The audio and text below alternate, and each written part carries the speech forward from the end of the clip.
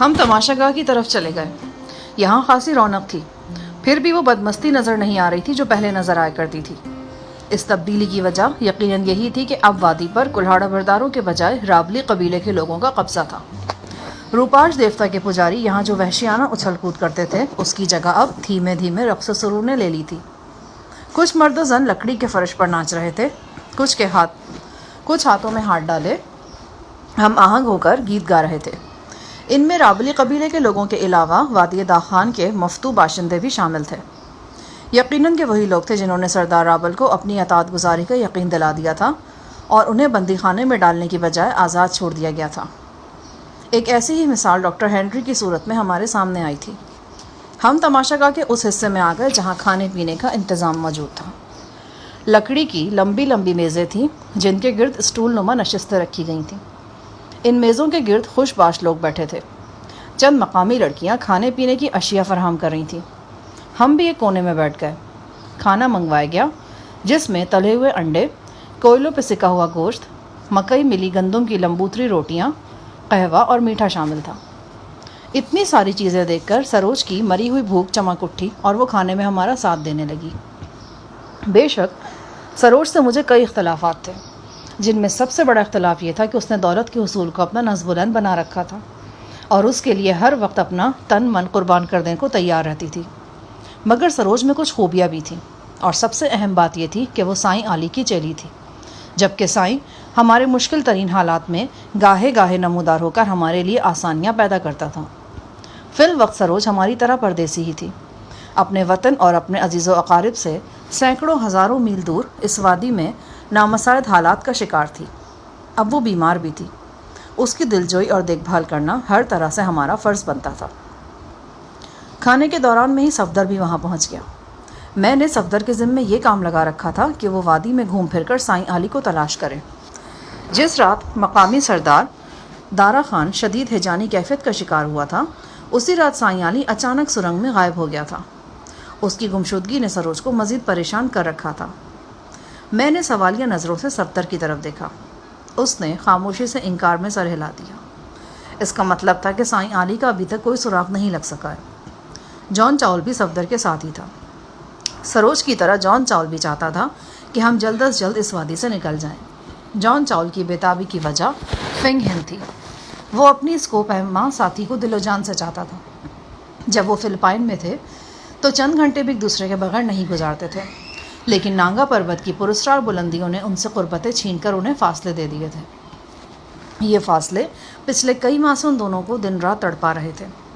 جان چاول جلد از جلد گلگت پہنچنا چاہتا تھا اور پھر وہاں سے لاہور۔ میں نے اسے بتا رکھا تھا کہ فنگ ابھی تک لاہور میں ہی ہے اور شدت سے اس کی واپسی کا انتظار کر رہی ہے۔ میری ہدایت کے مطابق صفدر ہر گھڑی جان چاول کے ساتھ رہتا تھا۔ ہم جان کے لیے کسی بھی طرح کا خطرہ مول نہیں لے سکتے تھے۔ موجودہ حالات میں جان ہمارے لیے ایک بے حد اہم شخص بن گیا تھا۔ چٹے پل والی حویلی والے دفینے کے حوالے سے اب جان چاول ہی ہمارے پاس واحد سراغ تھا۔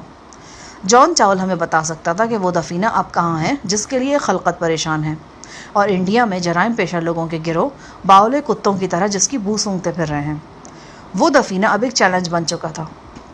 اس میں موجود نوادرات کی کشش اور شہرت کا اندازہ اس بات سے لگایا جا سکتا تھا کہ امریکی ارب پتی مسٹر جی کلارک جیسا شخص بھی سارے دھندے چھوڑ کر اس دفینے کے چکر میں پڑا ہوا تھا۔ وہ دفینہ ایک گریزپا محبوب کی مثال ہو گیا تھا، اپنے اشاق سے اپنا رخ روشن چھپاتا پھر رہا تھا، لیکن ایک ایسے شخص پر آشکار ہو گیا تھا جس سے اس کا دور کا بھی واسطہ نہیں تھا۔ وہ شخص یہی فلپائنی کوپہما جان چاول تھا۔ چند ماہ پہلے جب وہ مدراس کے ایئرپورٹ پر اترا ہوگا تو اس کے وہم و گمان میں بھی نہیں ہوگا کہ وہ نادانستگی میں ایک بہت بڑے راز کا امین بننے والا ہے۔ کچھ دیر تماشا گاہ میں بیٹھ کر اور موسیقی سے لطف اندوز ہو کر ہم اپنی اپنی قیام گاہ کی طرف چلے گئے۔ جب سے سائیں علی گدھوں کے سینگ کی طرح غائب ہوا تھا، مجھے سروج کے کمرے میں سونا پڑ رہا تھا۔ ہم دونوں کمرے میں آ گئے۔ آج کئی دن کے بعد سروج کمرے سے نکلی اور گھومے پھری تھی۔ اس کی طبیعت پہلے سے کچھ بہتر نظر آنے لگی تھی۔ مرجھائے ہوئے رخساروں پر تھوڑی سی تازگی آ گئی تھی۔ آج میرے کہے بغیر ہی اس نے دوا بھی پی لی۔ میں نے اس سے کہا، کسی دانا کا قول ہے کہ انسان کی آدھی سے زیادہ مصیبتیں وہ ہوتی ہیں جن کا کوئی وجود ہی نہیں ہوتا۔ یہ مصیبتیں در حقیقت وہ اندیشے ہوتے ہیں جنہیں ہم بلا وجہ خود پر طاری کر لیتے ہیں۔ مثلاً فلاں شخص کے ساتھ میرا جھگڑا ہو جائے گا، مجھے فلاں بیماری لگ جائے گی، فلاں کام میں مجھے ناکامی ہوگی، وغیرہ وغیرہ۔ میں تمہاری بات سمجھ رہی ہوں شاہ جہان، لیکن کبھی کبھی مجھے اپنے خیالات پر ادھیکار نہیں رہتا۔ بہرحال اب تو تم کافی بہتر نظر آ رہی ہو۔ اگر میں واقعی بہتر نظر آتی ہوں تو اس کا کریڈٹ تمہیں جاتا ہے۔ جتنی توجہ تم مجھ پر دے رہے ہو نا، شاید کوئی اور نہیں دے سکتا۔ کیا تم چاہتی ہو کہ میں وہی معروف فقر ادا کروں کہ یہ تو میرا اخلاقی فرض تھا؟ وہ مسکرا دی، پھر اپنے ہاتھوں سے گلے کو مسلتی ہوئی بولی، میں سچ کہتی ہوں شاہ جہان، یہاں میرا دم گھٹنے لگتا ہے۔ جی چاہتا ہے کہ میرے پنکھ لگ جائیں اور یہاں سے اڑ کر نکل جاؤں۔ اڑ کر تو جاتری نکلے تھے۔ کیا مطلب؟ دھماکے سے اڑ کر نکلے تھے نا وہ۔ ہم اڑ کر نہیں، اللہ نے چاہا تو اپنے پاؤں پر چل کر جائیں گے اور بہت جلد جائیں گے۔ کچھ دیر باتیں کرنے کے بعد ہم سونے کے لیے لیٹ گئے۔ حسب معمول وہ بستر پر لیٹی، میں نے نیچے اونی نمدے پر بستر لگا لیا۔ سروج کی دوا میں غنودگی بھی موجود تھی، سو جلدی وہ سو گئی۔ میں بھی کچھ دیر کروٹیں بدلنے کے بعد نیند کی آغوش میں چلا گیا۔ میری آنکھ ایک نامعلوم آواز سننے کے بعد کھلی۔ یوں لگا جیسے کسی کا گلا دبایا جا رہا ہو اور اس کے حلق سے خرر خرر کی صدا بلند ہو رہی ہو۔ یہ آواز سروج کی مسیری کی طرف سے آ رہی تھی۔ کمرے میں تاریکی تھی۔ سونے سے پہلے میں نے لیمپ کی لو اتنی نیچی کر دی تھی کہ بس روشنی کا نقطہ سا باقی رہ گیا تھا۔ سروج، سروج، میں نے تیز لہجے میں سرگوشی کی۔ کوئی جواب نہیں آیا۔ میں نے جلدی سے اٹھ کر لیمپ کی لو اونچی کی۔ کمرے میں زرد روشنی پھیل گئی۔ میں نے لیمپ سر سے اونچا کر کے سروج کو دیکھا اور میرا دل اچھل کر حلق میں آ گیا۔ سروج کی آنکھیں اوپر چڑھی ہوئی تھیں اور چہرہ انگارے کی طرح دہک رہا تھا۔ اس کے پورے جسم پر ایک لرزہ سا طاری تھا۔ میری نگاہوں کے سامنے کمرے کا ہر منظر چکرانے لگا۔ دل کی گہرائیوں سے یہ آواز چیخ کی طرح ابھری کہ سروج کے ساتھ بھی وہی کچھ ہو گیا ہے جو اس سے پہلے نائلہ کے ساتھ ہوا تھا، قبائلی لڑکی کے ساتھ ہوا تھا اور دارا خان کے ساتھ ہوا تھا۔ یہ احساس اتنا لرزہ خیز تھا کہ مجھے اپنے جسم کے ہر مسام سے پسینہ پھوٹتا محسوس ہوا۔ سروج، سروج! میں نے اسے کندھوں سے تھام کر جھنجھوڑا۔ اس کی اوپر چڑھی ہوئی آنکھیں چند لمحے کے لیے ٹھیک ہوئیں، پھر اس نے میری طرف دیکھا۔ خدا کی پناہ، کتنی اجنبیت اور لاتعلقی تھی اس کی آنکھوں میں۔ وہ آنکھیں مجھے نہیں، مجھ سے کہیں بہت دور خلا میں جھانک رہی تھیں۔ صرف 1.5-2 گھنٹے میں ہی کتنی بڑی تبدیلی رونما ہو گئی تھی ان آنکھوں میں۔ مجھے یقین نہیں آ رہا تھا کہ واقعی سروج اس جنون کا شکار ہو گئی ہے جس کا خوف اسے 2 ہفتوں سے لرزا رہا تھا۔ کیا واقعی اس کے بدترین اندیشے حقیقت میں ڈھل چکے تھے؟ کیا واقعی اب وہ جیتی جاگتی ہنستی کھیلتی لڑکی نہیں رہی تھی بلکہ ایک آصف زدہ مخلوق بن چکی تھی؟ میں نے کمرے کا دروازہ کھولا۔ صفدر، زری گل! میں نے زور زور سے انہیں پکارا۔ پہلے پہرے دار بھاگتے ہوئے آئے، پھر صفدر اور زری وغیرہ بھی پہنچ گئے۔ انہوں نے سروج کی حالت دیکھی اور ان سب کے چہروں پر ہوائیاں اڑنے لگیں۔ شک و شبے کی کوئی گنجائش نہیں تھی، خوش فہمی کا کوئی جواز نہیں تھا۔ سروج کی حالت زار چیخ چیخ کر اس کی اندرونی کیفیت کی گواہی دے رہی تھی، اور یہ کیفیت ہم میں سے کسی کے لیے بھی انوکھی نہیں تھی۔ ہم پہلے بھی اس کا مشاہدہ کر چکے تھے۔ خوابناک آنکھیں، دہکتا ہوا چہرہ، کسی نامعلوم پیاس کی شدت اور ادکھلے ہونٹ، پارے کی طرح مچلتا ہوا جسم، یہ سب کچھ ہم پہلے بھی دیکھ چکے تھے۔ صفدر نے سروج کو میری ہی طرح شانوں سے جھنجھوڑا اور پکارا۔ اس بار سروج نے بڑی بیزاری سے اپنا سر نفی میں دائیں بائیں ہلایا اور صفدر کے بازو جھٹک دیے۔ پھر وہ ایک دم اٹھ کر بیٹھ گئی۔ اس کے گلے اور پیشانی کی رگیں پھولی ہوئی تھیں اور جسم میں شدید اکڑاؤ تھا۔ وہ مسیری سے اتر کر دروازے کی طرف بڑھی۔ رابلی قبیلے کا ایک پہرے دار زور زور سے چلانے لگا، ثانی، ثانی! یعنی مقدس سنہری روشنی کی دلہن۔ ثانی ثانی کی آواز سنتے ہی اور بھی بہت سے پہرے دار اور لشکری کمرے کے سامنے جمع ہو گئے۔ ان کی آنکھوں میں دہشت کے ساتھ ساتھ احترام کی کیفیت بھی نظر آ رہی تھی۔ یہ احترام یقیناً سروج کے لیے ہی تھا۔ وہ سروج کو باہر جانے سے روکنا چاہتے تھے لیکن ہاتھ بھی نہیں لگا رہے تھے۔ وہ ایک ان کے لیے بہت ہی مقدس اور بلند و بالا ہستی بن چکی تھی۔ 2 پہرے داروں نے دوڑ کر لکڑی کا وہ منقش دروازہ بند کر دیا جو اس ذیلی سرنگ کو مرکزی سرنگ سے ملاتا تھا۔ تیسرے پہرے دار نے اس دروازے کو مقفل کر دیا۔ جو ہی سروج نے خوابدیدہ انداز میں چلتی اس دروازے تک پہنچی، پہرے دار جلدی سے پیچھے ہٹ گئے۔ سروج دروازہ کھولنے کی کوشش کرنے لگی۔ وہ کبھی پٹ کو اندر کی طرف کھینچتی اور کبھی باہر دھکیلتی۔ اس کے چہرے پر جھلاہٹ کے آثار تھے۔ سروج، میری بات سنو، میں شاہ جہان ہوں۔ میں نے ایک بار پھر اسے متوجہ کرنا چاہا۔ پہلی کوششوں کی طرح یہ کوشش بھی ناکام ہوئی۔ یوں لگتا تھا کہ سروج کو اپنے قرب و جوار کا ہوش ہی نہیں ہے۔ وہ خود کو وہاں یکسر تنہا سمجھ رہی ہے۔ 2-3 منٹ تک دروازے سے الجھنے کے بعد وہ نڈھال سی ہو گئی اور اس کے ہونٹوں سے ہلکی ہلکی کراہیں نکلنے لگی۔ اسی دوران میں دروازے کے باہر سے کسی شخص کی بھاری آواز آئی۔ میں پہچان گیا کہ یہ بھاری آواز ایک بہت ہی ہلکے پھلکے شخص کی ہے۔ یہ سردار راول کی آواز تھی۔ ایک پہرے دار نے جلدی سے دروازہ کا قفل کھول دیا۔ جو ہی دروازے کے پٹ واہ ہوئے، سروج نے کسی بے قرار پرندے کی طرح باہر نکلنا چاہا، لیکن سردار کے ساتھ 3-4 عورتیں بھی تھیں۔ انہوں نے بڑی مہارت سے سروج کو سنبھال لیا اور اسے اپنے بازوؤں کے حلقے میں لے کر مسہری تک پہنچا دیا۔ ان عورتوں کے انداز میں احترام کا عنصر نمایاں تھا۔ بے شک انہیں سختی کرنا پڑ رہی تھی، لیکن اس سختی میں بدرجہ عدم شائستگی بھی موجود تھی۔ سروج کو بستر پر لٹانے کی کوشش کی جا رہی تھی، لیکن وہ عورتوں کے ہاتھوں سے نکل جا رہی تھی۔ اس کا پرکشش جسم کمان کی طرح تنا ہوا تھا اور سانسیں بڑی تیز چل رہی تھیں۔ کوئی پارا سا تھا جو اس کے پیکر میں اپنی حدیں توڑ کر نکل جانا چاہتا تھا۔ عورتوں نے سروج کو مسہری پر لٹا دیا اور پھر ریشمی ڈوریوں سے اس کے ہاتھ پاؤں مسہری سے باندھ دیے۔ سروج بدستور مچل رہی تھی۔ جب عورتیں سروج کو باندھ کر مسہری سے پیچھے ہٹ گئیں تو وہاں موجود راولی قبیلے کے تمام افراد مسہری کے سامنے دو زانو ہو گئے۔ ان میں کوہتا قد سردار راول بھی تھا۔ اس کے داہنے ہاتھ میں چمکیلا برچھا تھا۔ اس برچھے کو فرش پر ٹیک کر سردار نے مقامی زبان میں کچھ الفاظ کہے۔ ان الفاظ میں ثانی کا لفظ 3 دفعہ آیا اور واضح طور پر سنا گیا۔ سردار کے اشارے پر ہم سب کمرے سے باہر نکل آئے۔ سروج کے پاس صرف ادھیڑ عمر کی 2 عورتیں رہ گئیں۔ میرا سر چکرا رہا تھا۔ بڑی سے بڑی مصیبت میں بھی پھنس کر میں نے ایسی بے دلی اور قنوطیت محسوس نہیں کی تھی جیسی اب کر رہا تھا۔ کچھ سمجھ نہیں آ رہا تھا کہ یہ ہو کیا رہا ہے۔ عقل حیران تھی اور سوچ کے پر قینچ ہو گئے تھے۔ سردار راول بڑے نپے تلے قدموں سے میرے پاس آیا۔ پھر اس نے مقامی زبان میں مجھ سے کچھ کہا۔ قریب کھڑے ہوئے ہمارے نئے مترجم دانیال نے ترجمہ کیا۔ آپ کو بہت بہت مبارک ہو۔ آپ کے ساتھ آنے والی دوشیزہ کو مقدس سنہری روشنی نے عظیم رتبہ بخش دیا ہے۔ وہ ثانی بن گئی ہے۔ وہ ثانی بن گئی ہے؟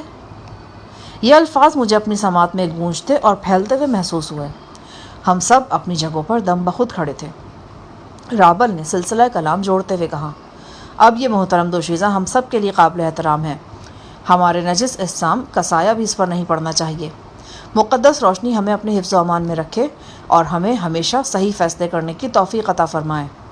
میرے دوستوں، یہ دوشیزہ اب ہمارے لیے تمہارے جیسی خاکی مخلوق نہیں ہے۔ اس کا اصل اب روشنی ہے۔ یہ روشنی مقدس سنہری روشنی کا جز ہے اور اپنے کل کی طرف لوٹ کر جائے گی، کبھی نہ واپس آنے کے لیے۔ ممکن ہے کہ اس کی جدائی آپ کو شاق گزرے، لیکن یہ جدائی اب اٹل ہے اور اسی میں اب محترم دوشیزہ کا بھی بھلا ہے۔ مقدس سنہری روشنی کسی کے ساتھ ناانصافی نہیں کرتی۔ وہ تھوڑا لے کے بہت زیادہ دیتی ہے۔ اپنی عزیزت جدائی کا آپ کو جو قلق ہوگا، اس کے بدلے آپ کو دست غیب سے بے شمار خوشیاں ملیں گی، خوشیاں جو یادگار ہوں گی اور دائمی بھی۔ میں، صفدر، زری گل سب مبہوت کھڑے تھے اور سردار راول کی تقریر سن رہے تھے۔ روغنی مشل کی روشنی میں سردار راول کا چہرہ تانبے کی مانند چمک رہا تھا اور آنکھوں میں ایک خاص قسم کی خود فراموشی تھی۔ اگلے 2 روز ہمارے لیے بڑے پریشان کن تھے۔ سروج ہماری ساتھی تھی۔ اس کے ساتھ جو کچھ ہوا تھا وہ ہمارے لیے ناقابل برداشت تھا۔ یہ تصور بڑا تکلیف دہ تھا کہ وہ کبھی واپس نہ لوٹنے کے لیے چلی جائے گی۔ اب تک میں نے جو معلومات حاصل کی تھی، ان کے مطابق ثانی یعنی مقدس سنہری روشنی عقاب کی دلہن کو شب عروسی منانے کے لیے دیوار کے پار بھیجا جاتا تھا۔ اس کے بعد وہ صرف ایک بار دوبارہ نظر آتی تھی۔ اگلے روز صبح کے وقت وہ نہانے کے لیے وادی کے گرم چشمے پر لے جائی جاتی تھی۔ چند ادھیڑ عمر عورتیں جو اسی کام کے لیے مخصوص تھیں، ثانی کو خاص طریقے سے غسل کا طریقہ بتاتی تھیں اور کچھ رسمیں وغیرہ بھی ادا کرتی تھیں۔ تاہم اس دوران میں ثانی اپنے کسی عزیز و اقارب یا کسی جان پہچان والے سے نہیں مل سکتی تھی۔ گرم چشمے سے وہ سیدھی واپس مقدس دیوار تک لائی جاتی تھی اور اندر بھیج دی جاتی تھی۔ اس کے بعد کبھی اس کی صورت نظر نہیں آتی تھی۔ ہاں، سال میں 1 مرتبہ اندر سے تحریر شدہ پیغامات باہر بھیجے جاتے تھے۔ یہ پیغامات سردار راول کے ذریعے باہر آتے تھے۔ یہ پیغامات ان لوگوں کی طرف سے اپنے عزیز و اقارب کے نام ہوتے تھے جو ہمیشہ کے لیے مقدس دیوار کی دوسری جانب جا چکے ہوتے تھے۔ ان پیغامات سے ہمیشہ خوشی اور طمانینت کا اظہار ہوتا تھا۔ پیغام بھیجنے والے اپنے لاواحقین کو بتاتے تھے کہ بہت سکون اور اطمینان ہے انہیں ایک ایسی حسین و جمیل زندگی نصیب ہے جو ہر کسی کے لیے قابل رشک ہو سکتی ہے۔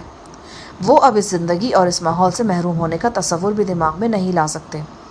وہ اپنے پیغامات میں اپنے لاواحقین کو بتاتے تھے کہ وہ مقدس روشنی کے احکامات پر دل و جان سے عمل کریں اور دعا کریں کہ انہیں بھی مقدس روشنی کا قرب نصیب ہو اور وہ روحانی خوشی ملے جس کا حصول کسی بھی مادی وسیلے سے ناممکن ہے۔ اب یہی سب کچھ سروج کے ساتھ بھی ہونے والا تھا، لیکن ہم کچھ کرنے سے معذور تھے۔ رابل ایک کائنہ شخص تھا۔ وہ جانتا تھا کہ ہم کس قسم کی مزاحمت کر سکتے ہیں۔ وہ ہماری طرف سے غافل نہیں تھا۔ اس کے پہرے دار ہماری طرف سے بالکل چوکس ہو گئے تھے اور ان کی تعداد بھی بڑھ گئی تھی۔ دوسری طرف سروج بھی سخت پہرے میں تھی۔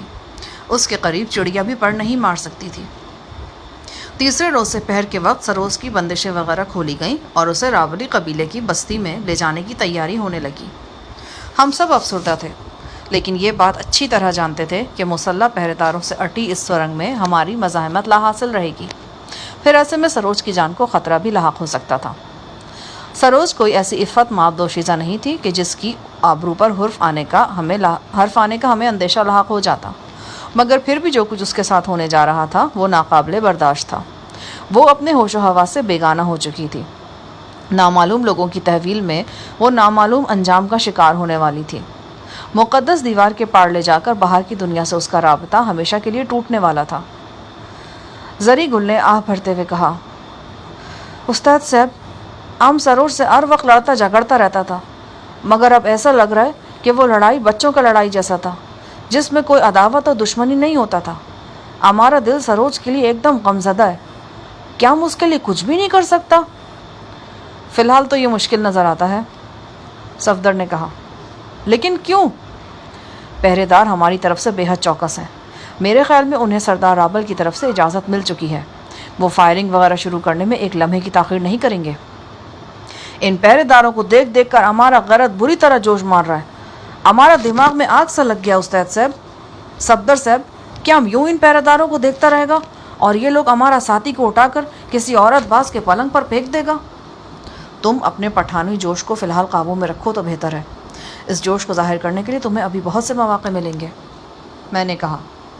کچھ دیر کے بعد مترجم دانیال کی زبانی ہمیں پتہ چلا کہ ثانی یعنی سروج کو تیار کر دیا گیا ہے اور اسے گھوڑا گاڑی پر سوار کرنے کے لیے سرنگ سے باہر لے جایا جا رہا ہے۔ کچھ فاصلے پر ہمیں وہی منحوس موسیقی بھی سنائی دے رہی تھی جو اس سے پہلے نائلہ کی رخصتی کے موقع پر سنائی دی تھی۔ میں سروج کو دیکھ نہیں سکتا تھا، لیکن اس کا تصور میرے ذہن میں خوب اجاگر تھا۔ وہ ایک بسنتی لباس میں تھی۔ اس کی پیشانی پر، گلے میں اور کانوں میں پھولوں کے زیور تھے۔ آنکھوں میں سرما اور ہونٹوں پہ سرخی تھی۔ وہ ایک جادوئی خوشبو میں مہکی ہوئی تھی اور قرب و جوار سے بالکل بے خبر خوابناک انداز میں قدم اٹھا رہی تھی۔ وہ ایک ایسے راستے پر چل رہی تھی جو یک طرفہ تھا۔ سروج کے ساتھ جو کچھ پیش آیا تھا وہ ایسا نہیں تھا کہ آسانی سے فراموش کیا جا سکتا۔ 7-8 روز گزرنے کے باوجود ہم پر ایک شوق کی سی کیفیت تھی۔ سردار رابل نے وادی داخان میں بھی وہی ضابطے قاعدے نافذ کر دیے تھے جو راولی قبیلے میں لاگو تھے۔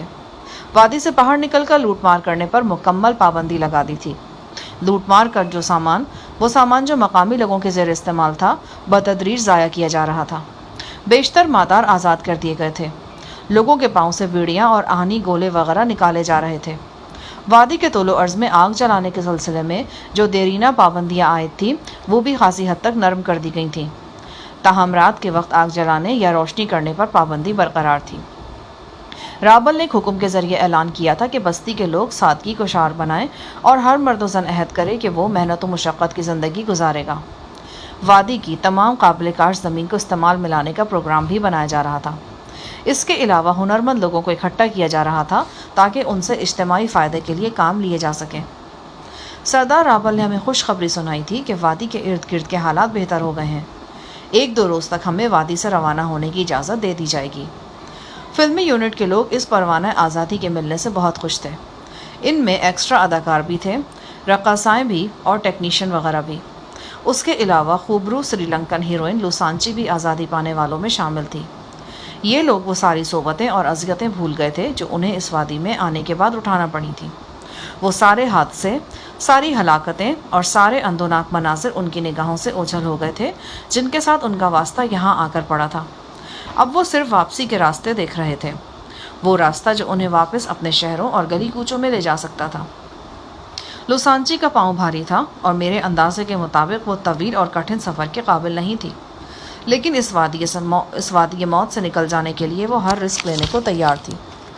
یقیناً آزادی کی خبر ہمارے لیے بھی خوشخبری کا باعث ثابت ہوتی، لیکن سروج پر گزرنے والی قیامت نے اس خبر کو ہمارے لیے خوشخبری نہیں رہنے دیا تھا۔ میرے، صفدر اور زریگل کے لیے بہت مشکل تھا کہ سروج کو نامعلوم حالات کے سپرد کر کے ہنسی خوشی یہاں سے واپس چلے جاتے، اور زریگل تو سب سے زیادہ پرجوش تھا۔ وہ سروج سے اپنی تمام مخاصمت یکسر بھول گیا تھا۔ وہ بار بار اپنے مرحوم دادا کا ایک قول دہرا رہا تھا۔ اس قول میں اس کے دادا نے کہا تھا کہ اپنی عورت کو کسی غیر کے قبضے میں چھوڑ کر بھاگ آنے سے 1000 درجے بہتر ہے کہ بندہ اپنی مردانہ صفات سے محروم ہو جائے اور سرخی پاؤڈر لگا کر ناچنا گانا شروع کر دے۔ ایک روز شام کو سردار رابل نے ہمیں اپنی قیام گاہ پر بلایا۔ میں، صفدر اور زریگل قیام گاہ پر پہنچے تو سردار رابل ایک کمرے میں فرش پر بیٹھا تھا اور اس نے دیوار سے ٹیک لگا رکھی تھی۔ بے حد عام سا انداز تھا اس کا، لگتا ہی نہیں تھا کہ وہ کسی قبیلے کا سردار اعلیٰ ہے۔ وہ ابھی کام سے لوٹا تھا اور سخت تھکا ہارا تھا۔ سردار کے حکم پر وادی کو باقی علاقے سے جدا کرنے والے تیز کوہی نالے پر ایک پل تعمیر کیا جا رہا تھا۔ رابل کے سینکڑوں لشکری اس کام میں دن رات مصروف رہتے تھے۔ وہ خود بھی ایک عام لشکری کی طرح اس پل کی تعمیر میں حصہ لے رہا تھا۔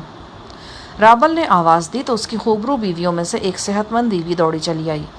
اس نے سردار رابل کو کسی ننھے بچے کی طرح اٹھا کر ایک بلند چوکی پر بٹھا دیا۔ سردار کے پاؤں اب لٹکنے لگے تھے۔ بیوی نے اس کے جوتے اتارے، موزے جدا کیے، پھر وہ چوکی پر بیٹھے بٹھائے گرم پانی سے اس کا منہ دھلانے لگی۔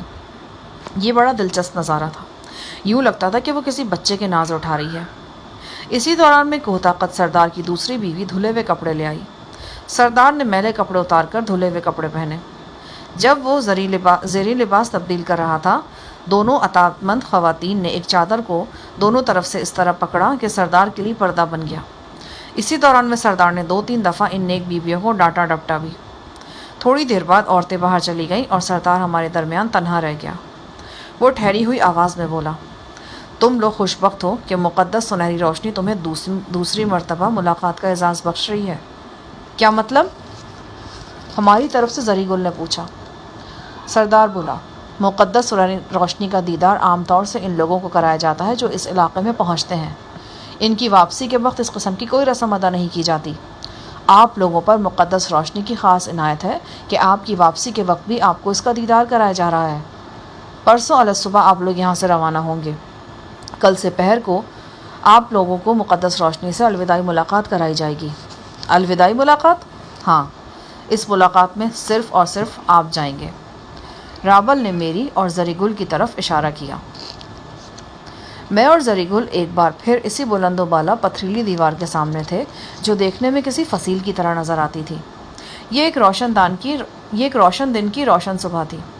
آسمان گہرا نیلا تھا اور نامعلوم فاصلے پر نانگا پربت کی سہیلی چوٹیاں دھوپ میں چمک رہی تھیں۔ ہمارے ساتھ رابل بھی تھا۔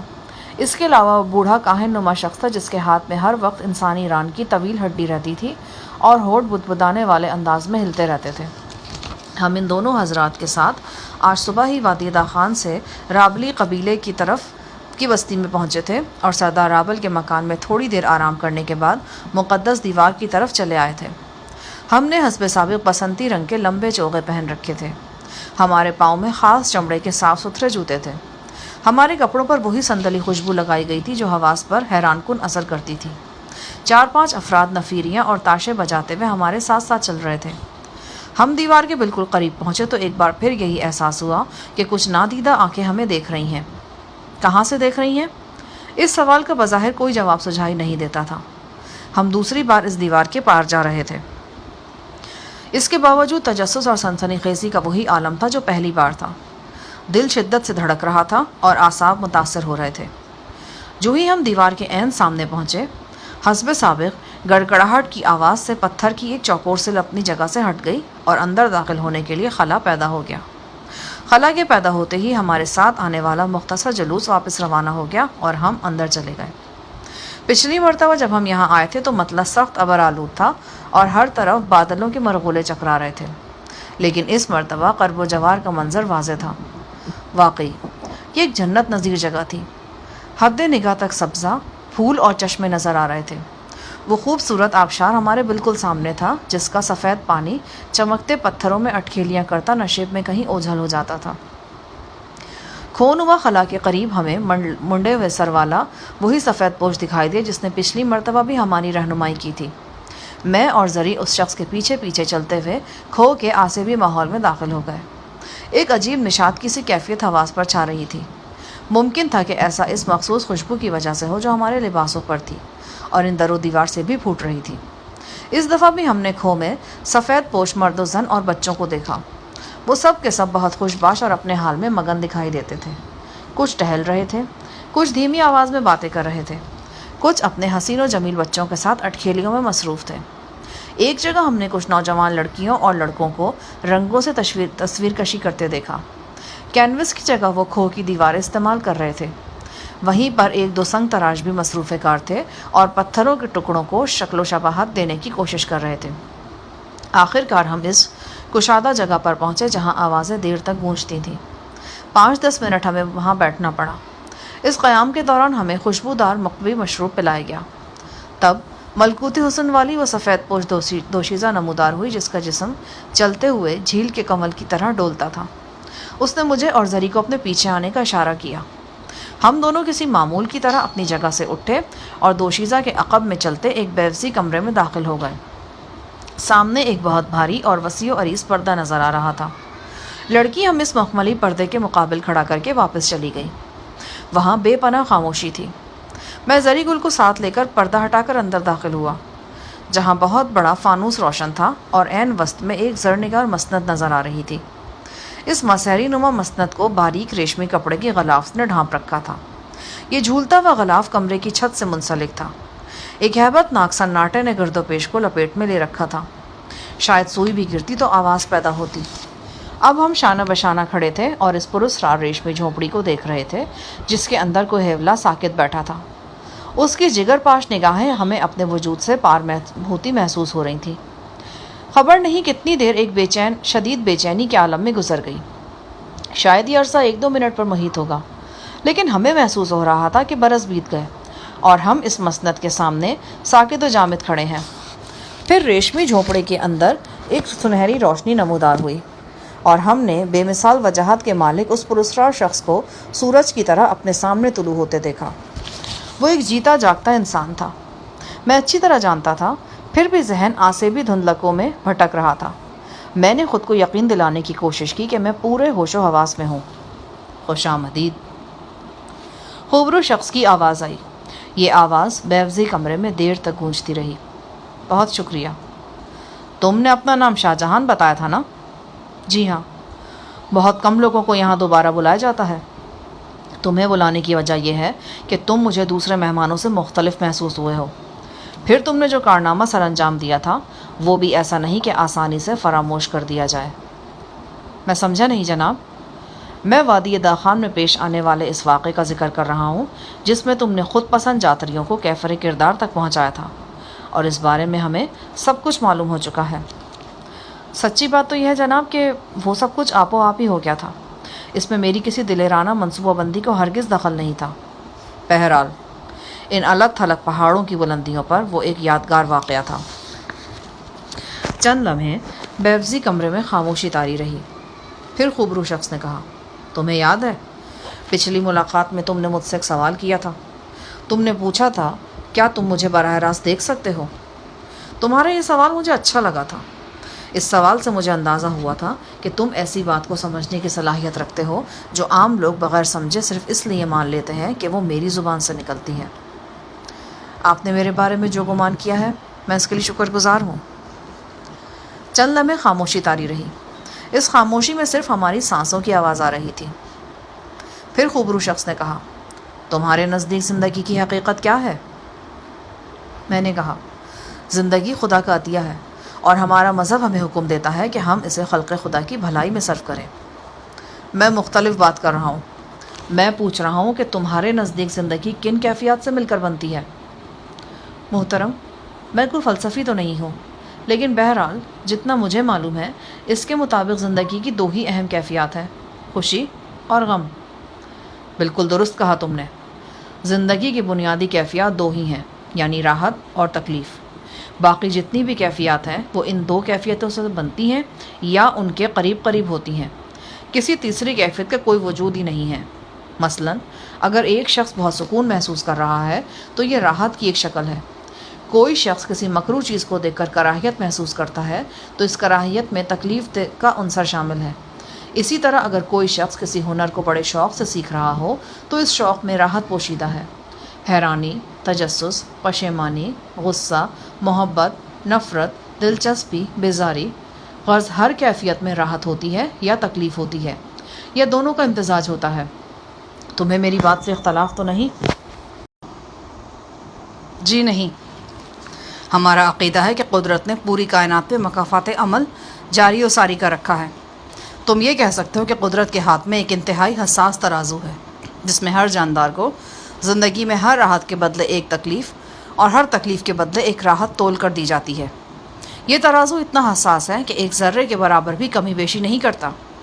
اگر آج سے 40-50 سال بعد یا 1000-2000 سال بعد بھی کوئی ایسا پیمانہ ایجاد ہو گیا جو جاندار کی راحت اور تکلیف کو ٹھیک ٹھیک ناپ سکا تو اس پیمانے کو استعمال کرنے والے یہ دیکھ کر ششدر رہ جائیں گے کہ جاندار کی زندگی میں راحتوں اور تکلیفوں کی مجموعی مقدار 100%، ہاں 100% برابر ہوتی ہے. مکافات کے عمل کو تو میں بھی مانتا ہوں. کیا تم یہ بات مانتے ہو کہ انسان جو کچھ کرتا ہے اس کی سزا و جزا اسے دنیا ختم ہونے سے پہلے پہلے مل جاتی ہے؟ میرے عقیدے کے مطابق انسان کو اس کے عمل کی سزا و جزا ضرور ملتی ہے. اس دنیا میں ملتی ہے، اور اگر نہ مل سکے تو آخرت میں ملے گی. ہمارے اور تمہارے درمیان اختلافات ہیں. ہمارے عقیدے کے مطابق جاندار مخلوق کے ساتھ جو کچھ ہونا ہوتا ہے اسی دنیا میں ہو جاتا ہے. جو راحتیں وہ حاصل کرتا ہے ان کے بدلے تکالیف مل جاتی ہیں، اور جو تکالیف اسے ملتی ہیں ان کا مداوع راحتوں سے ہو جاتا ہے. اور یہ حساب کتاب تصور میں آنے والے چھوٹے سے چھوٹے پیمانے تک برابر چلتا ہے. نہ ایک ذرے کے برابر راحت ملتی ہے نہ تکلیف. اب ذرا سوچو کہ جو شخص اس پیمانے پہ پختہ یقین رکھتا ہو زندگی اس کے لیے کتنی آسان ہو سکتی ہے. وہ ہر غم اس یقین کے ساتھ جھیل سکتا ہے کہ اس کے بدلے اسے خوشی مل کر رہے گی. وہ انتہائی مایوس کن صورتحال میں بھی تکلیف کو ہنس کر گلے لگائے گا اور دل میں ذرہ بھر ملال نہیں لائے گا. اسے یقین ہوگا کہ فطرت اپنے ہی بنائے ہوئے اصولوں کی وجہ سے مجبور ہے. تکلیف کے جھکے ہوئے پلڑے کو متوازن کرنے کے لیے فطرت کو راحت کے پلڑے میں اس کے لیے کچھ نہ کچھ رکھنا ہی پڑے گا. تم میری بات سمجھ رہے ہو نا؟ خوبرو پردہ نشین کی باتیں میرے ذہن پر عجیب سا اثر کر رہی تھیں. بے شک اس کی باتیں میرے عقیدے سے متصادم تھیں، لیکن ان میں ایک پہلو سچائی کا بھی جھلک رہا تھا. منطق کی ایک توانا لہر تھی جو الفاظ میں کہیں ڈوب جاتی تھی، کہیں ابھر آتی تھی. راحت حاصل کرنے کے لیے ضروری ہے کہ انسان تکلیف جھیلے. تکلیف ذہنی بھی ہو سکتی ہے اور جسمانی بھی. اگر ایک شخص دفتر میں فائل دیکھ رہا ہے تو وہ ذہنی تکلیف برداشت کر رہا ہے. اگر ایک کسان کھیت میں ہل چلا رہا ہے تو وہ جسمانی تکلیف جھیل رہا ہے.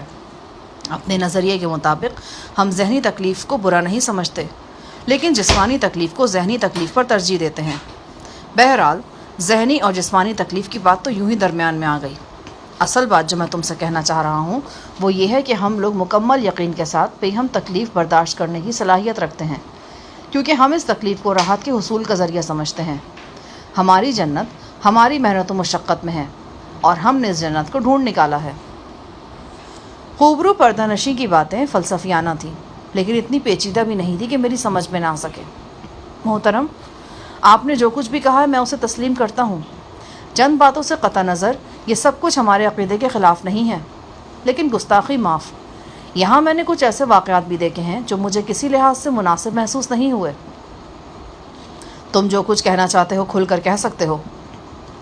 محترم سانوس، میں نے دیکھا ہے کہ کچھ لوگ آپ کا دیدار کرنے کے بعد غیر معمولی ذہنی کیفیت کا شکار ہو جاتے ہیں. اگر یہ کہا جائے تو غلط نہ ہوگا کہ وہ جنون کا شکار ہو جاتے ہیں. ایسے لوگوں میں خوبرو لڑکیوں کی تعداد زیادہ ہوتی ہے. وہ نیم دیوانگی کی حالت میں یہاں پہنچتی ہیں اور پھر کبھی واپس نہیں لوٹتی. میں تمہاری بات سمجھ گیا ہوں. میں خود چاہتا ہوں کہ تمہیں اس بات کا جواب تفصیل سے دوں. چند لمحے کے لیے بیبسی کمرے میں خاموشی کا وہی وقفہ آیا جس میں سانسوں کی سرسراہٹ سنائی دیتی تھی اور دل کنپٹیوں میں دھڑکتا ہوا محسوس ہوتا تھا۔ آخر پردہ نشین کی ٹھہری ہوئی آواز بلند چھت کے نیچے گونجی۔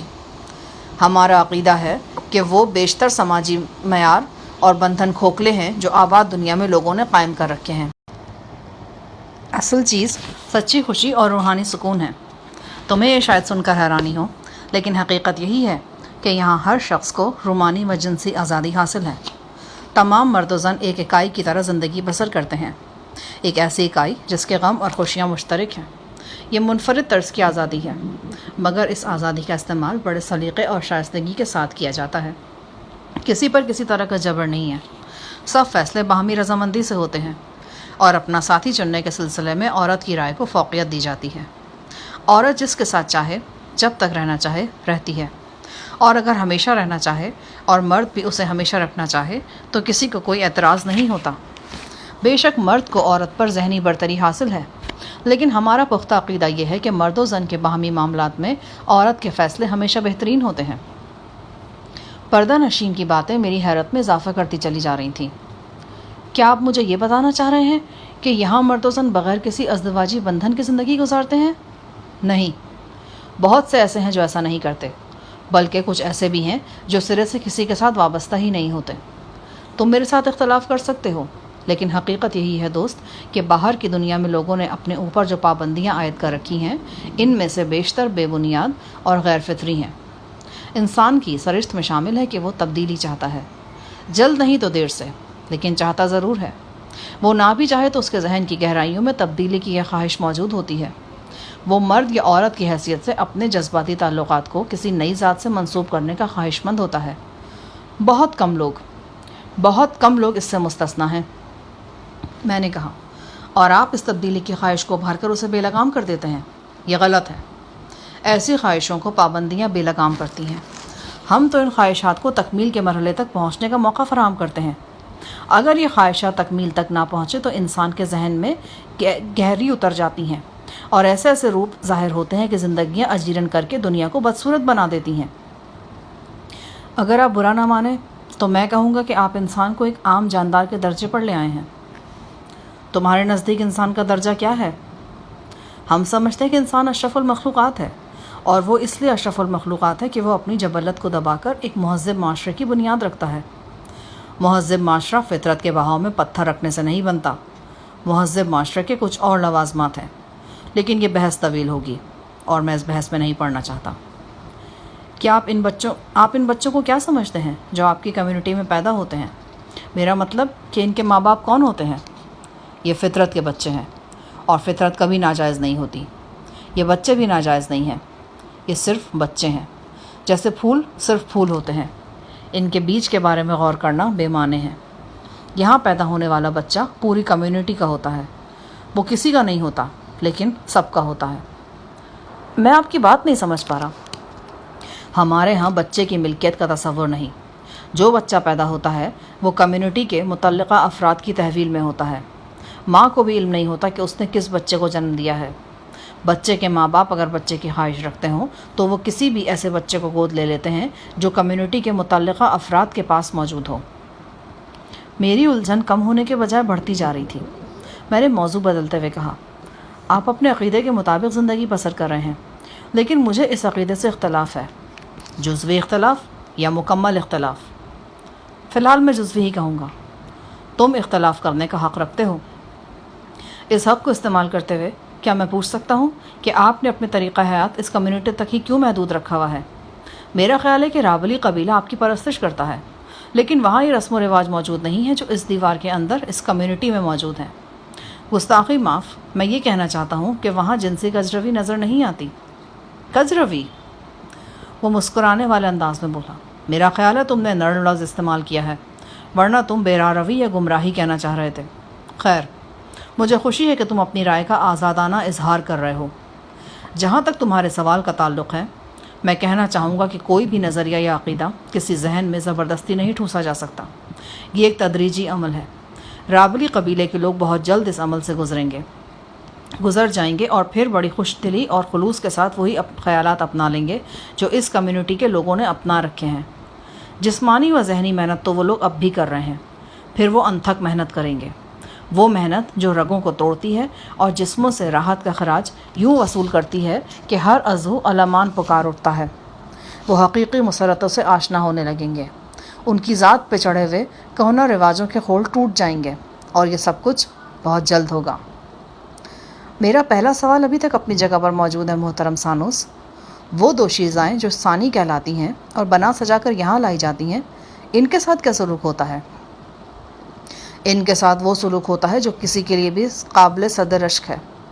انہیں ایک اہم اعزاز ملتا ہے، اور اس اعزاز کے بعد وہ اس کمیونٹی کی ممبر بن جاتی ہیں۔ کیا آپ اس اعزاز کے بارے میں کچھ بتانا پسند کریں گے؟ وہ سچی محبت اور روحانی خوشی کا اعزاز ہے، اور اس کا تعلق میری ذات سے ہے۔ پردہ نشین نے جواب دیا۔ مجھے اندازہ ہوا کہ وہ بات گول کرنا چاہ رہا ہے۔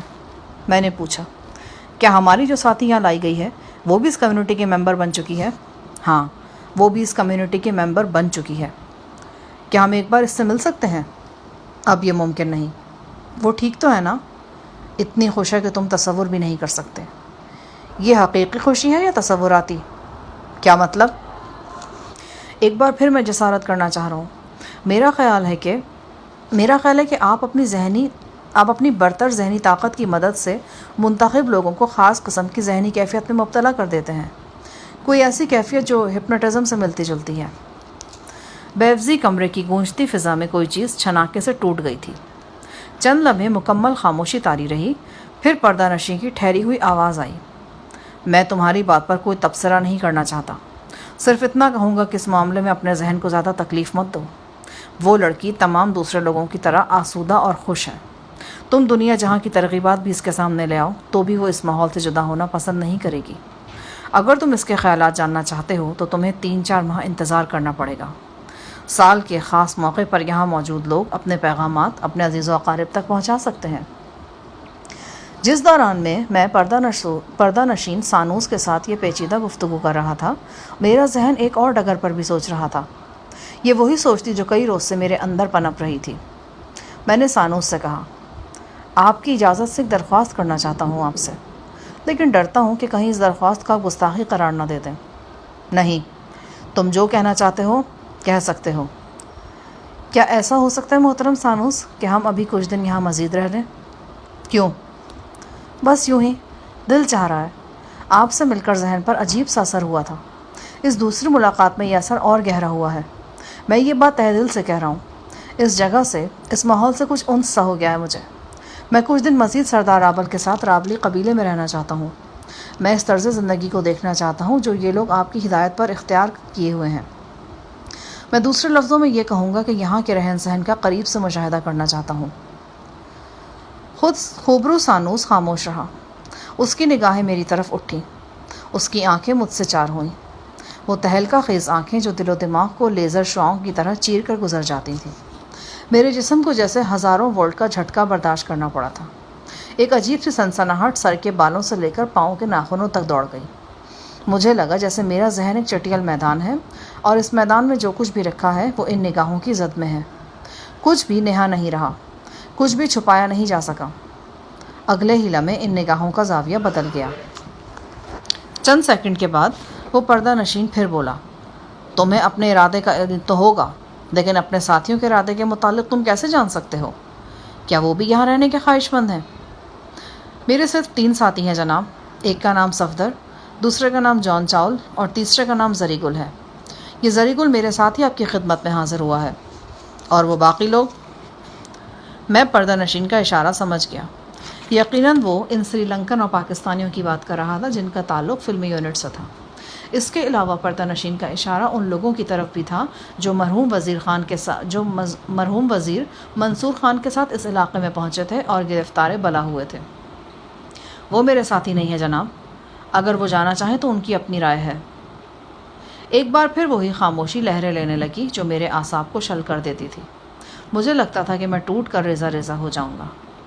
سانوس غور سے میری طرف دیکھ رہا تھا، لیکن میری آنکھوں کی سمت نہیں دیکھ رہا تھا۔ اس کی مہیب آواز بیوزی کمرے میں گونجی، میرے فیصلے کے بارے میں تمہیں کل صبح سردار راول آگاہ کر دے گا۔ اب تم جا سکتے ہو۔ میں بہت معذرت چاہتا ہوں، لیکن مجھے اپنے سوال کا جواب ابھی تک نہیں ملا جس کی آپ نے تعریف فرمائی ہے۔ پردہ نشین کی آواز ذرا توقف سے آئی۔ تم نے کہا تھا کہ تم مجھے براہ راست دیکھنا چاہتے ہو، لیکن ایسا ممکن نہیں تھا اور اب بھی نہیں ہے۔ اگر تم مجھے براہ راست دیکھو گے تو پھر تم بھی ان لوگوں میں شامل ہو جاؤ گے جو باہر کی دنیا سے منہ موڑ کر ہمیشہ کے لیے ہمارے پاس چلے آتے ہیں۔ ریشمی غلاف کے اندر اچانک ہی سنہری روشنی مدھم ہونا شروع ہو گئی، بالکل جیسے چاند ہولے سے سرک کر گہرے بادلوں کے عقب میں اوجھل ہو جائے۔ خوبرو پردہ نشین دیکھتے ہی دیکھتے تاریکی میں تحلیل ہو گیا۔ اب بیبسی کمرے میں صرف فانوس کی روشنی تھی۔ اس مدھم روشنی میں بس اتنا نظر آ رہا تھا کہ ریشمی غلاف کے اندر ایک ہیولا ساکت بیٹھا ہے۔ کبھی وہ وہم دکھائی دیتا اور کبھی حقیقت۔ میری سماعت میں ابھی تک پردہ نشین کی آواز کی بازگشت تھی۔ تو پھر تم بھی ان لوگوں میں شامل ہو جاؤ گے جو باہر کی دنیا سے منہ موڑ کر ہمیشہ کے لیے ہمارے پاس چلے آتے ہیں۔ اس کا مطلب یہ تھا کہ جو لوگ مقناطیسی کیفیت کا شکار ہوتے تھے وہ پردہ نشین کو براہ راست دیکھتے تھے۔ میں نے اپنی جگہ سے حرکت کی تو یوں لگا جیسے بے وزنی کی کیفیت طاری ہے اور میں خلا میں ہوں۔ بیبسی کمرے کے داخلی دروازے پر خوبرو دوشیزہ میری رہنمائی کے لیے موجود تھی۔ سردار راول کے ساتھ ہم دوبارہ وادی داخان میں پہنچ گئے تھے۔ میں نے صفدر کو سب کچھ تفصیل سے بتا دیا۔ مجھے اندیشہ تھا کہ شاید صفدر کو میرا وہ فیصلہ پسند نہ آئے جو میں نے فانوس کے روبرو بالکل اچانک کر لیا ہے۔ میری مراد وادی سے واپس نہ جانے کے فیصلے سے ہے، لیکن صفدر نے میری ساری بات تحمل سے سنی اور مجھے تہ دل سے یقین دلایا کہ وہ میرے فیصلے سے متفق ہے۔ صفدر کو اس وادی موت میں محصور ہوئے اب 6 مہینے سے زائد ہو چکے تھے۔ وہ جلد از جلد یہاں سے نکلنا چاہتا تھا۔ دن رات اس گھڑی کا انتظار کر رہا تھا جب وہ یہاں سے روانہ ہو اور گلگت کی طرف سفر شروع کرے، لیکن یہ اس کا ظرف تھا کہ میری بات سن کر اس کے ماتھے پر شکن تک نہیں آئی اور اس نے پلک جھپکتے میں میرے ارادے کو اپنا ارادہ بنا لیا۔ ایک ہم مزاج و غمگسار دوست کی یہی نشانیاں ہوتی ہیں۔ میں نے یہ کام بھی صفدر کے ذمے لگایا کہ وہ جان چاول کو ہمارے نئے پروگرام سے آگاہ کرے۔ صفدر نے یہ کام بڑے احسن طریقے سے سر انجام دیا۔ اس نے جان کو بتایا کہ سروج ہماری دیرینہ ساتھی ہے، اب وہ غیر معمولی حالات کا شکار ہے۔ ہمارے لیے یہ بات کسی طور بھی مناسب نہیں ہے کہ سروج کو اس مصیبت میں چھوڑ کر واپس چلے جائیں۔ ہمیں اس کی رہائی کی بھرپور کوشش کرنا ہوگی۔ جان چاول ایک جفاکش کو پہما ہی نہیں، ایک باہمت ساتھی بھی تھا۔ بے شک صفدر کی طرح وہ بھی طویل عرصے سے اس وادی میں صحبتیں برداشت کر رہا تھا اور اب جلد از جلد اپنے لوگوں میں واپس پہنچ جانا چاہتا تھا۔ لیکن جو بات صفدر نے کہی تھی اس کا وزن بھی وہ اچھی طرح محسوس کر رہا تھا۔ اس نے کہا کہ اگر وہ ہمارے چند دن مزید رک جانے سے مصیبت زدہ لڑکی کو رہائی مل سکتی ہے تو رکنے میں کوئی حرج نہیں ہے۔ صفدر نے جان چاول سے چند دن کی بات کی تھی، مگر حقیقت یہ ہے کہ ہمیں خود بھی علم نہیں تھا کہ ہمیں یہاں کتنی دیر رکنا پڑے گا۔ ممکن تھا کہ 8-10 روز میں ہی بہتری کی کوئی صورت نکل آتی اور یہ بھی ممکن تھا کہ زیادہ وقت لگ جاتا۔ ہم جان چاول کو اپنے ہاتھ سے کھونا نہیں چاہتے تھے۔ وہ اس دفینے کا واحد سراغ تھا جس کے لیے پورے انڈیا میں بھاگ دوڑ ہو رہی تھی اور جس کے لیے مہم جو افراد کے گروہ شہروں اور ویرانوں کی خاک چھان رہے تھے۔ پچھلے کئی مہینوں میں یہ تلاش زور و شور سے جاری رہی تھی اور اب بھی جاری تھی۔ یہاں آنے سے پہلے جب میں لاہور میں تھا تو ہر روز اس سلسلے میں کوئی نہ کوئی خبر پڑھنے یا سننے کو مل جاتی تھی۔ فرید کوٹ، حیدرآباد، بھوپال اور مدراس کے حوالے ان خبروں میں اکثر آتے رہتے تھے۔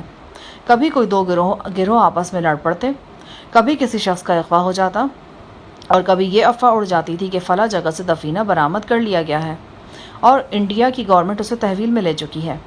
ایک مرتبہ تو انڈین گورنمنٹ کے ایک نہایت ذمہ دار شخص کا بیان بھی شائع ہو گیا تھا کہ قیمتی نوادرات کا کھوج لگا لیا گیا ہے اور بہت جلد اس سلسلے میں مزید پیش رفت ہوگی۔ لیکن یہ سب افواہیں تھیں۔ جس دن میں اور زری گل شیخ عاصم کے ساتھ گلگت روانہ ہوئے تھے اسی دن اخبار میں ایک انڈین منسٹر کے حوالے سے یہ خبر چھپی تھی کہ دفینے اور نوادرات کی باتیں زیب داستاں کے سوا اور کچھ نہیں۔ کسی دفینے کا وجود ہے اور نہ کوئی دفینہ پاکستان سے یہاں پہنچا ہے۔ یہ سب سینہ گزٹ اور افواہوں کے زمرے میں آتا ہے۔ حقیقت بس یہی ہے کہ پاکستان سے ایک ٹرک نے غلطی سے سرحد پار کر لی تھی اور انڈیا چلا آیا تھا۔ ٹرک میں کچھ اسلحہ وغیرہ تھا اور تخریب کار تھے جو تاحال مفرور ہیں۔ اگر باریک بینی سے دیکھا جاتا تو فی الحال اس گمشدہ دفینے کا کوئی ٹھوس اور اہم سراغ نظر نہیں آتا تھا۔ جان چاول ہی وہ واحد شخص تھا جو دفینے کی آخری لوکیشن کے بارے میں ہمیں کچھ بتا سکتا تھا۔ ہم جان چاول تک پہنچ چکے تھے اور یہ ہماری بہت بڑی کامیابی تھی۔ اب ہم کسی قیمت پر بھی جان چاول کو خود سے جدا نہیں کرنا چاہتے تھے۔ اگلے روز صبح سردار رابل ہماری قیام گاہ پر پہنچا۔ اس روز سردی معمول سے کچھ زیادہ تھی۔ ہم سرنگ کے گرم ترین حصے میں تھے، پھر بھی کمرے کا دروازہ کھلتا تو خنکی کا احساس ہوتا تھا۔ میں اور صفدر اسی پراسرار گفتگو کے بارے میں بات کر رہے تھے جو کل آصف زدہ بیضوی کمرے میں میرے اور سانوس کے درمیان ہوئی تھی۔ سردار رابل کی آمد پر ہم خاموش ہو گئے۔ رابل نے مترجم دانیال کی وساطت سے ہمیں بتایا کہ ہم مبارکباد کے مستحق ہیں۔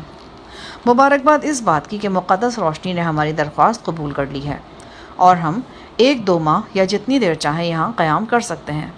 اس کے علاوہ مقدس روشنی کی طرف سے اس امر پر خوشی کا اظہار بھی ہوا تھا کہ ہم رابلی قبیلے کے رہن سہن اور رسم و رواج میں دلچسپی لے رہے ہیں اور قریب سے ان لوگوں کا مشاہدہ کرنا چاہتے ہیں۔ رابل نے کہا، فلم کمپنی کے لوگوں کو کل صبح یہاں سے روانہ کر دیا جائے گا۔ اس کے علاوہ وہ دیگر افراد بھی واپس چلے جائیں گے جو منصور خان نامی شخص کے ساتھ یہاں پہنچے تھے۔ اگر آپ لوگوں نے اپنے عزیز و اقارب کو کوئی پیغام وغیرہ بھجوانا ہو تو جاننے والوں کے ہاتھ بھیج سکتے ہیں۔ میں نے پوچھا، وہ لوگ کتنے دن میں گلگت پہنچ جائیں گے؟ اس کے متعلق کچھ یقین سے نہیں کہا جا سکتا۔ تم نے دیکھا ہی ہوگا، راستے بے حد دشوار گزار ہیں۔ ویسے بھی آج کل گلیشیئرز وغیرہ گرتے ہیں۔ جو راستہ ایک دن مناسب ہوتا ہے دوسرے دن سخت نامناسب ہو جاتا ہے اور کئی بار تو مسدود ہو جاتا ہے۔ ایسے میں بڑے بڑے شناور راستہ بھول جاتے ہیں۔ بہرحال امید ہے کہ 4-5 روز تک ہم انہیں کسی ایسی جگہ تک پہنچانے میں کامیاب ہو جائیں گے جہاں سے وہ کسی بستی یا قصبے میں اتر سکیں گے۔ بہرحال اس میں تاخیر بھی ہو سکتی ہے۔ ایک تو گلیشیئرز کی وجہ سے راستے مسدود ہیں، دوسرے وادی داخان کے بھگوڑے لشکری اب بھی کہیں کہیں موجود ہیں اور کارروائیاں کر رہے ہیں۔ ان کی وجہ سے محتاط رہ کر سفر کرنا پڑے گا۔ سردار، میں تم سے غیر متعلق سوال پوچھنا چاہتا ہوں۔ ہاں کہو۔ سردار نے اپنے مختصر کندھوں کو جنبش دی۔ کیا اب آپ لوگ بیرونی دنیا سے رابطہ رکھیں گے؟ میرا مطلب ہے آپ لوگ کسی بھی لحاظ سے جرائم پیشہ نہیں ہیں۔ حق حلال کی روزی اپنی سخت محنت سے حاصل کرتے ہیں۔ وادی داخان کے لوگوں کے برعکس آپ کو باہر سے آنے والے کسی بھی فرد سے ڈرنے کی ضرورت نہیں ہے۔ سردار مسکرایا، تمہارا یہ سوال قبل از وقت ہے۔ بہرحال اس معاملے میں جلد ہی کوئی فیصلہ کیا جائے گا۔ اس روز دوپہر تک میں اور صفدر وادی میں گھومتے رہے۔ صفدر اب یہاں کے چپے چپے سے واقف ہو چکا تھا۔ اس نے مجھے جاتروں کی عمارت دکھائی، پھر اسی کوہ نالے کی طرف لے گیا جہاں چرخیوں والے پرانے پل کے متوازی ایک اور پل تعمیر کیا جا رہا تھا۔ سینکڑوں افراد مصروف کار تھے۔ پل دیکھنے کے بعد ہم اس اسٹیڈیم نما تماشا گاہ کی طرف نکل گئے جہاں بدنصیب قیدیوں کو سانڈوں کے حوالے کیا جاتا تھا۔ یہی خونی تماشا گاہ تھی جہاں میں نے شاہد خان اور نوشاب سمیت قریباً 1 درجن افراد کو اذیتناک طریقے سے مرتے دیکھا تھا۔ سانڈوں کی پھنکاریں اور مرنے والوں کی چیخیں ابھی تک ان در و دیوار میں گونج رہی تھیں۔ سردار کے حکم پر موت کے تالاب کو مسمار کیا جا رہا تھا۔ پروگرام کے مطابق اب اس اذیت گاہ کو مقدس روشنی کے موبد میں تبدیل کیا جانا تھا۔ گھوم گھوم کر کچھ تھکاوٹ سی ہو گئی تھی۔ ہم نے گھوڑے لیے اور انہیں دل کی چال چلاتے درے کی طرف روانہ ہو گئے۔ اب شام ہونے والی تھی۔ ابھی ہم درے سے 1.5-2 فرلانگ دور ہی تھے کہ 8-10 گھڑ سوار نظر آئے۔ وہ گھنے درختوں کی طرف جا رہے تھے۔ بہت پریشان دکھائی دے رہے تھے وہ۔ ان میں مجھے مترجم دانیال بھی نظر آیا۔ میں نے صفدر کو اشارہ کیا۔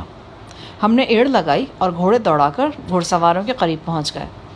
میں نے دانیال سے پوچھا، کیا معاملہ ہے؟ بندی خانے سے قیدی فرار ہو گیا ہے، اسی کی تلاش ہو رہی ہے۔ کب کی بات ہے یہ واقعہ تو 8-10 روز پہلے کا ہے، لیکن ابھی تھوڑی دیر پہلے جنگل سے ایک لاش ملی ہے۔ خیال کیا جا رہا ہے کہ اس شخص کو قتل کیا گیا ہے اور قتل کرنے والی وہی مفرور قیدی ہے۔ کیا مطلب؟ کیا وہ کوئی عورت ہے؟ ہاں، ایک لڑکی ہے۔ سردار سدرت کے قریبی ساتھیوں میں سے ہے۔ لڑائی کے دوران گرفتار ہوئی تھی، بڑے قید خانے میں رکھا گیا تھا۔ وہاں 8-10 روز پہلے اس نے رات کو اپنی کوٹری کی چھت پھاڑی اور فرار ہو گئی۔ فرار ہونے والوں میں اسی کوٹری کا ایک لڑکا بھی شامل تھا۔ وہ تو پہرے داروں سے مقابلے میں مارا گیا، لیکن لڑکی بھاگ نکلی۔ دانیال کی بات سن کر میرے ذہن میں صرف ایک ہی نام آ سکتا تھا اور وہ تھا ناشا۔ میری معلومات کے مطابق ناشا ڈاکٹر ہینری کے ساتھ ہی گرفتار ہوئی تھی۔ گھوڑا دوڑاتے ہوئے مترجم دانیال غور سے میرا چہرہ دیکھ رہا تھا۔ کیا بات ہے؟ آپ کس سوچ میں ڈوب گئے؟ میں حیران ہو رہا ہوں کہ 8-10 روز ہو گئے اور آپ ابھی تک ایک لڑکی کو نہیں پکڑ سکے۔ وہ بڑی آفت چیز ہے، میں نے بھی اسے قید خانے میں دیکھا تھا۔ پہرے داروں کو بلا جھجک گالیاں دیتی تھی، اور گالیاں بھی ایسی کہ مقدس روشنی کی پناہ، مردوں کی طرح کڑ کڑ کر چلتی ہے، اور ایسا خطرناک لباس پہنتی ہے کہ دیکھنے والا دنگ رہ جاتا ہے۔ سرد موسم میں بھی بعض اوقات اس کے تن پہ بمشکل 1 گز کپڑا ہوتا ہے۔ ہاں، اس کا نام ناشا ہے، صفدر نے کہا۔ میں نے بھی اسے یہاں وادی میں کئی بار دیکھا ہے۔ وہ بہت تیز ترار ہے، لوگ اس سے بات کرتے ہوئے بھی ڈرتے ہیں۔ جن دنوں میں یہاں لڑکوں کو لڑائی کی تربیت دے رہا تھا، وہ بھی میرے پاس آئی تھی، کہتی تھی کہ وہ بھی تربیت حاصل کرنا چاہتی ہے۔ بڑی مشکل سے اسے ٹالا گیا تھا۔ دانیال نے مجھ سے پوچھا، کیا آپ بھی اسے جانتے ہیں؟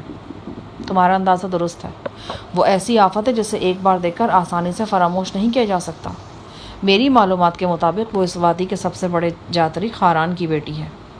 وہی جاتری جو آپ کے ہاتھوں جہنم واصل ہوا تھا؟ ہاں۔ گفتگو کے دوران میں ہی ہمارے گھوڑے درمیانی رفتار سے دوڑتے رہے تھے۔ ہم ڈھلان میں واقع جنگل کے اندر قریباً 2 میل تک گھس چکے تھے۔ ایک جگہ جمگھٹا نظر آیا، یہاں 10-15 گھوڑے بھی موجود تھے۔ چیڑ کے چھوٹے چھوٹے پودوں کے درمیان ایک مسلح محافظ کی لاش پڑی تھی۔ مرنے والے کا تعلق رابلی قبیلے سے تھا۔ اس کی عمر 25-30 کے درمیان تھی۔ اس کے پیٹ میں سامنے کی طرف تیز دھار آلے کے 2 گہرے گھاؤ تھے۔ جسم کا سارا خون ان زخموں سے نچڑ کر پتھروں پر پھیل گیا تھا اور مضروب تڑپ تڑپ کر راہی عدم ہو گیا تھا۔ مقتول کے پیٹ میں لگنے والے گھاؤ بظاہر برچھے کے نظر آتے تھے۔ آثار سے اندازہ ہوتا تھا کہ مرنے سے قبل مقتول نے خاصی جدوجہد کی تھی۔ اس نے اپنا برچھا بھی نیام سے نکالا تھا، لیکن غالباً وہ اسے استعمال نہیں کر سکا تھا۔ یہ برچھا قریب ہی گھاس میں پڑا ہوا تھا۔ محافظ کی خود کا رائفل گولیوں سمیت غائب تھی، اور یہی چیز زیادہ پریشان کن تھی۔ میں نے غور سے لاش کو دیکھا اور مجھے پتہ چل گیا کہ اس سلسلے میں ناشا پر ہی کیوں شک کیا جا رہا ہے۔ مقتول کے چہرے پر ناخنوں سے آنے والی خراشوں کے واضح نشان موجود تھے۔ بالفاظ دیگر دیکھتے ہی کہا جا سکتا تھا کہ مرنے سے پہلے کسی عورت کے ساتھ اس کی ہاتھا پائی ہوئی ہے۔ موقع پر موجود محافظ اور سردار تا دیر سر جوڑ کر مشورے کرتے رہے۔ پھر ایک بڑے سردار نے 5-5 گھڑ سواروں پر مشتمل 4 پارٹیاں بنائیں اور انہیں مختلف اطراف پہ روانہ کر دیا۔ ہر پارٹی میں 2-2 رائفل بردار موجود تھے۔ میں اور صفدر بھی رضاکارانہ طور پر دانیال والی پارٹی میں شامل ہو گئے۔ ویسے بھی اس قبیلے میں مجھے داراج یعنی چوتھائی سردار کی حیثیت مل چکی تھی۔ اس حیثیت سے میں بلا روک ٹوک کہیں بھی آ جا سکتا تھا اور کسی معاملے میں ضروری مداخلت بھی کر سکتا تھا۔ سورج چوٹیوں کے پیچھے اوجھل ہو چکا تھا۔ شام کے سائے بڑی تیزی سے گہرے ہو رہے تھے۔ چیڑ، دیودار اور اخروٹ کے اس وادی میں درخت اور اخروٹ کے اس جنگل میں اس رات سے پہلے ہی رات کا سما ہو گیا تھا۔ وادی میں اب روشنی کرنے پر پہلے جیسی پابندیاں برقرار نہیں رہی تھیں، لیکن رات بھی پہلے جیسی اندھی بہری نہیں تھی۔ لہٰذا رات بھی پہلے جیسی اندھی نہیں رہی تھی۔ سردار رابل کے لشکریوں نے مشعلیں جلا لی تھیں، کچھ کے ہاتھ میں لالٹین تھی۔ یہ لوگ تاریک جنگل میں چاروں طرف پھیل گئے تھے اور یوں لگتا تھا کہ ان درختوں میں بھوتوں کی آسیبی آنکھیں حرکت کر رہی ہیں۔ یہ آنکھیں اس لڑکی کو ڈھونڈ رہی تھیں جس کا نام ناشا تھا اور جو اپنی طرز کی انوکھی لڑکی تھی، جس کا خمیر بغاوت سے اٹھا تھا اور جو اپنے وجود میں ہر وقت مزاحمت کا طوفان چھپائے پھرتی تھی۔ 3-4 ماہ قبل اس وادی سے نکلنے میں ناشا نے ہماری بھرپور مدد کی تھی۔ اس کی عادتوں اور خصائل سے اختلاف نہیں کیا جا سکتا تھا، لیکن میں اس کے احسانات کو ہرگز فراموش نہیں کر سکتا تھا۔ ہمیں کچھ معلوم نہیں تھا کہ گرفتار ہونے کی صورت میں ناشا کے ساتھ کیا سلوک کیا جائے گا۔ ظاہر ہے کہ اب وہ قاتل بن چکی تھی، اور قتل کی سزا موت سے کیا کم ہو سکتی تھی۔ اس نے بہت جلد بازی سے کام لیا تھا، ورنہ میرا ارادہ تھا کہ سردار رابل وغیرہ سے اس کی سفارش کی جائے اور ڈاکٹر ہینری کی طرح اس کے لیے بھی رعایتیں حاصل کی جائیں۔ رات دم بدم سرد ہوتی جا رہی تھی۔ ہمارے قدموں تلے خشک پتے چرمرا رہے تھے اور گاہے گاہے درختوں کی نوکیلی شاخیں جسم کے کھلے حصوں کا مزاج پوچھ لیتی تھیں۔ ان شاخوں کی زد سے بچنے کے لیے میں نے ایک محافظ سے لالٹین حاصل کر لی۔ یہ روشنی کافی نہیں تھی، پھر بھی نہ ہونے سے بہتر تھی۔ کچھ آگے جا کر جنگل بہت گھنا ہو گیا۔ ہمیں گھوڑوں سے اترنا پڑا۔ گھوڑے درختوں سے باندھ دیے گئے۔ لشکریوں کے ساتھ ساتھ ہم بھی پیدل گھومنے لگے۔ ایک دوسری پارٹی ہم سے قریباً 2 فرلانگ کے فاصلے پر تلاش کا کام کر رہی تھی۔ یہ دونوں پارٹیاں گاہے گاہے ایک دوسرے کو آوازیں دیتی تھیں اور صورتحال سے آگاہ کرتی تھیں۔ تاریکی میں نادیدہ دشمن کا خوف کسی درندے کے خوف سے کم نہیں ہوتا۔ ہمیں معلوم تھا کہ ناشا کے پاس مقتول محافظ کی خودکار رائفل بھی ہے۔ خود کو خطرے میں دیکھ کر وہ کسی بھی وقت گولیوں کی بوچھار کر سکتی تھی، اور یہ بھی ممکن تھا کہ اچانک کسی طرف سے اس کا حوالہ برآمد ہوتا اور کسی شخص کے پیٹ میں 2 فٹ لمبا برچھا گھونپ دیتا۔ ہم آدھا پون گھنٹہ درختوں میں چکراتے رہے، لیکن کچھ حاصل نہیں ہوا۔ آخر سردار کی بلند آواز جنگل میں گونجی۔ وہ ہماری پارٹی کو واپس چلنے کا حکم دے رہا تھا۔ ادھر ادھر بکھری روشنیاں ایک جگہ سے مٹ آئیں اور واپس اس طرف روانہ ہو گئی جہاں گھوڑے باندھے گئے تھے۔ جس وقت صفدر اپنا گھوڑا کھول رہا تھا، وہ بری طرح چونک گیا۔ میں نے دیکھا وہ بڑی محویت سے گھوڑے کی لگام کو دیکھ رہا تھا۔ لگام ابھی تک ایک درخت کی موٹی شاخ سے بندھی ہوئی تھی۔ کیا ہوا؟ شاہجہان صاحب، کیا یہاں گھوڑوں کے پاس کوئی موجود تھا؟ نہیں تو؟ کوئی گڑبڑ ہوئی ہے یہاں۔ کیا مطلب؟ مجھے شک ہو رہا ہے کہ ہماری عدم موجودگی میں کوئی یہاں آیا ہے۔ یہ دیکھیے، اس لگام کو میں نے 2 مرتبہ گرا دی تھی، یہ ایک گرہ کھلی ہوئی ہے۔ میں نے دیکھا صفدر ٹھیک کہہ رہا تھا۔ گھوڑے کی لگام شاخ سے باندھتے وقت صفدر نے 2 گرہ لگائی تھی، اب صرف ایک گرہ نظر آ رہی تھی۔ صاف اندازہ ہو رہا تھا کہ کسی نے گھوڑا کھولنے کی کوشش کی ہے، لیکن کسی وجہ سے یہ کام ادھورا چھوڑ کر بھاگ گیا ہے۔ لگام کو خاص انداز میں گرہ لگائی گئی تھی۔ اس بات کا امکان بالکل نہیں تھا کہ جانور کی کھینچا تانی سے یہ گرہ از خود کھل گئی ہو۔ میں نے لالٹن کو ذرا بلند کیا اور ارد گرد کی زمین کو غور سے دیکھا۔ یہ جگہ کچی نہیں، پتھریلی تھی۔ گھاس پھوس بھی بہت زیادہ تھا۔